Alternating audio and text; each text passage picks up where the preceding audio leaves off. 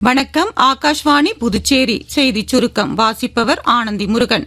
குடியரசு துணைத் தலைவர் திரு சி.பி. ராதாகிருஷ்ணன் இன்று தமிழகம் வருகிறார். இந்த பயணத்தின் போது அவர் மதுரை வண்டியூரில் திரு வ.உ. சிதம்பரனாரின் சிலை அடிக்கல் நாட்டு விழாவில் பங்கேற்க உள்ளார். தொடர்ந்து சிவகங்கையில் உள்ள திருக்கோஷியூர் சௌமிய நாராயண பெருமாள் கோவில் மற்றும் ராணி வேலுநாச்சியார் அரண்மனைக்கும் செல்ல உள்ளார். பிரதமர் திரு நரேந்திர மோடியின் 131வது மன் கி பாத் எனும் மனதின் குரல் நிகழ்ச்சி இன்று காலை 11 மணிக்கு ஒலிபரப்பாக உள்ளது.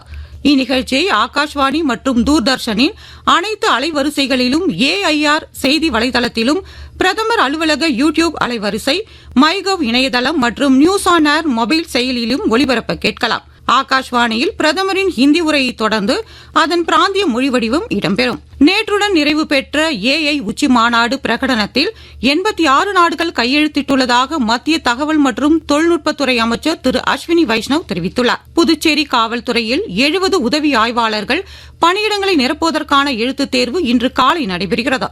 4 மையங்களில் நடைபெறும் இந்த தேர்வை 1317 பேர் எழுதவுள்ளனர்.